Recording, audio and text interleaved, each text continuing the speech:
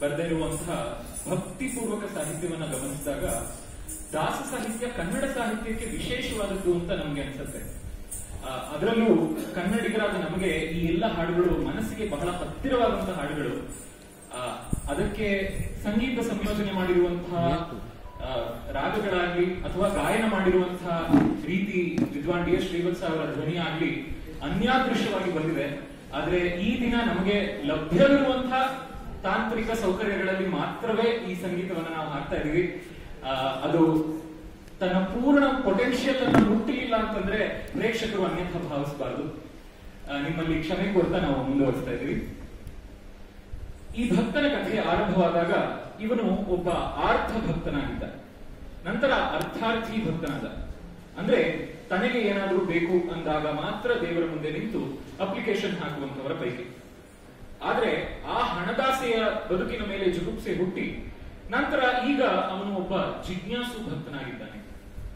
ಈಗಲೂ ಭಗವಂತನ ಮುಂದೆ ನಿಂತು ಬೇಡ್ತಾನೆ.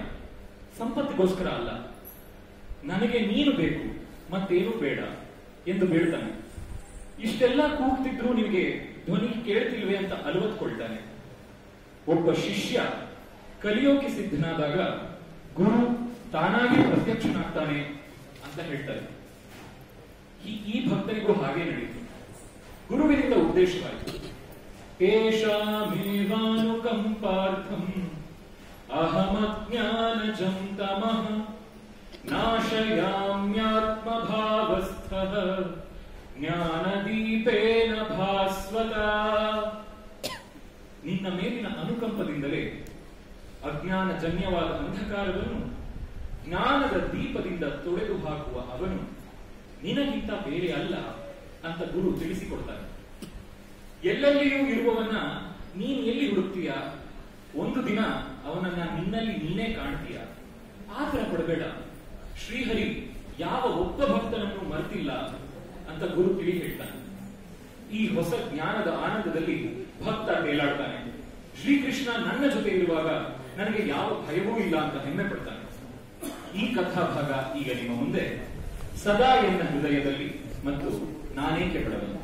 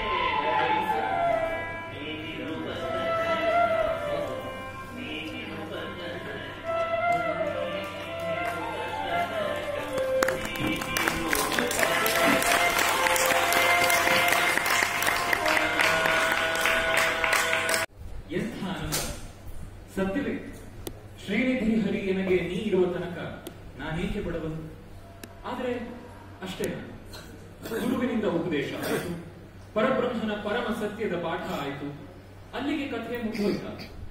ಇಲ್ಲ. ಈ ಸಂಸಾರ ಅನ್ನೋ ಸುಳಿಯಿಂದ ತಪ್ಪಿಸಿಕೊಳ್ಳೋದು ಅಷ್ಟೊಂದು ಸುಲಭ ಅಲ್ಲ. ಕರ್ಮಗಳ ಪಾಶದಿಂದ ದೂರ ಉಳಿಯೋದು ಒಂದೇ ಒಂದು ಜನ್ಮದಲ್ಲಿ ಸಾಧಿಸಿ ಮುಗಿಸಬಹುದಾದ ಆಟ ಅಲ್ಲ. ಇದೊಂದು ನಿತ್ಯ ನಿರಂತರ ಹೋರಾಟ. ಭಗವಾನ್ ಶ್ರೀಕೃಷ್ಣನಿಗೆ ಆಟ ಅಂದ್ರೆ ಎಷ್ಟಿಷ್ಟ ಅಂತ ನಿಮ್ಮೆಲ್ಲರಿಗೂ ಗೊತ್ತೇ ಇದೆ.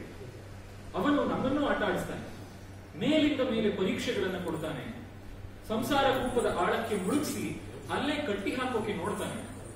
ಈ ಎಲ್ಲ ಪರೀಕ್ಷೆಗಳ ಮಧ್ಯದಲ್ಲೂ ಅವನ ನಾಮಸ್ಮರಣೆ ಮಾಡದೆ ನಿಲ್ಲಿಸದೆ ಮಾಡೋಷ್ಟು ಶಕ್ತಿ ನಮಗಿದೆಯಾ ಅಂತ ನೋಡ್ತಾ ಇದ್ದಾನೆ. ನಮ್ಮ ಜಿಜ್ಞಾಸು ಭಕ್ತ ಜ್ಞಾನಿಯಾಗುವುದು ಇದೇ ಹಂತದಲ್ಲಿ. ಎಲ್ಲ ಪರೀಕ್ಷೆಗಳನ್ನು ದಾಟಿದ ಅವನಿಗೆ ಭಗವಂತ ಕೊಡೋ ಬಹುಮಾನ ಏನು? ಅಮಿತವಾದ ಆನಂದ, ಎಂದಿಗೂ ಕರಗಿ ಹೋಗದಂತ ನೆಮ್ಮದಿ, ಶಾಶ್ವತವಾದ ಶಾಂತಿ, ಅವನ ಪಾದಗಳಲ್ಲಿ ಕಾಲವೂ ಇದ್ದು ಬಿಡುವ ಅವಕಾಶ. ಇದನ್ನು ದಕ್ಕಿಸಿಕೊಂಡ ನಮ್ಮ ಭಕ್ತ ಪರಮಪದ ಸೇರ್ತಾನೆ. ಈ ಕಥೆಯ ಕೊನೆಯ ಭಾಗವನ್ನು ನೋಡೋಣ ಬನ್ನಿ. ನಿತ್ಯ ಚರಣ ಕಮಲ ಹಾಗೂ ತೊರೆದು ಜೀವಿಸ.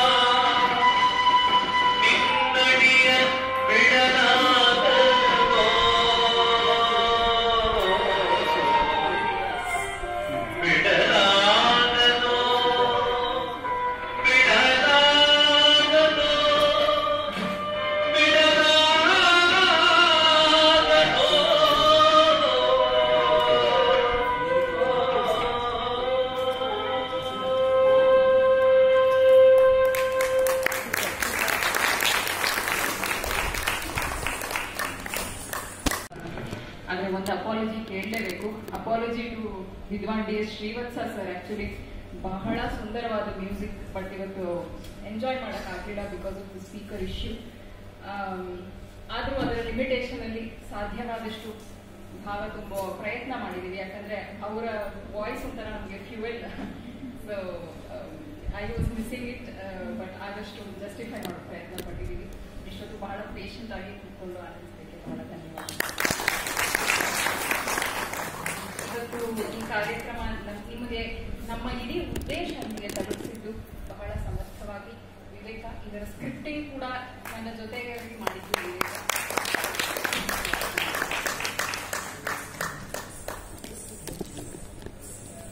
ಕಾರ್ಯಕ್ರಮದ ಕಡೆಯ ಭಾಗಕ್ಕೆ ಬಂದಿದ್ದೀವಿ. ಈ ಕ್ಷಣದಲ್ಲಿ ಕೆಲವರನ್ನ ನೆನೆದು ನಾವು ಅವರಿಗೆ ವಂದನೆ ಸಲ್ಲಿಸಲಿಲ್ಲ ಅಂತಂದ್ರೆ ನಮ್ಮ ಲೋಪವಾದಿತ್ತು. ಆ ಪ್ರಕ್ರಿಯೆಯನ್ನ ರಂಜನಾ ಆಗಲೇ ಶುರು ಮಾಡಿದ್ದಾರೆ. ಮೊದಲಿಗೆ ಈ ಅವಕಾಶವನ್ನು, ಈ ವೇದಿಕೆಯನ್ನು ಒದಗಿಸಿಕೊಟ್ಟ ಶ್ರೀ ವಿಶ್ವೇಶ್ವರ ಗಾಯತ್ರಿ ಅವರಿಗೂ ಮತ್ತು KPTCL ಲೆಕ್ಕಾಧಿಕಾರಿಗಳ ಸಂಘದ ಎಲ್ಲ ಪದಾಧಿಕಾರಿಗಳಿಗೆ ನಮ್ಮ ವಂದನೆಗಳು. ನಮ್ಮ ಪ್ರತಿ ಹೆಜ್ಜೆಯಲ್ಲಿ ಜೊತೆಗಿದ್ದು ಅತಿ ಮುಖ್ಯವಾದ ಮಾರ್ಗದರ್ಶನ ನೀಡಿದ ತಂದೆ ತಾಯಿಯರಿಗೂ ಗುರುಗಳಿಗೂ ಭಕ್ತಿಪೂರ್ವಕ ನಮನಗಳು. ತಮ್ಮ ಅಮೂಲ್ಯವಾದ ಪ್ರೋತ್ಸಾಹವನ್ನ ಅವಿರತವಾಗಿ ಕೊಡ್ತಾ ಇರುವಂತಹ ನಮ್ಮ ಸಂಸ್ಥೆಯ ಮಕ್ಕಳ ಪೋಷಕರೆಲ್ಲರಿಗೆ ನಮ್ಮ ಪ್ರೀತಿಪೂರ್ವಕ ನಮನಗಳು. ಯಾವುದೇ ಕಾರ್ಯಕ್ರಮದ ಯಶಸ್ಸಿಗೆ ಕಾರಣ ಪ್ರೇಕ್ಷಕ ಮಹಾಪ್ರಭುಗಳು ನೀವು. ನಮ್ಮ ಕಾರ್ಯಕ್ರಮದಲ್ಲಿ ಇಷ್ಟು ಹೊತ್ತು ಜೊತೆಗಿದ್ದು ನಮ್ಮ ಹರಿಭಜನೆಯಲ್ಲಿ ಸಾಹಚರ್ಯ ನೀಡಿದಂತ ನಿಮ್ಮೆಲ್ಲರಿಗೆ ನಮ್ಮ ಕೃತಜ್ಞತಾಪೂರ್ವಕ ವಂದನೆಗಳು.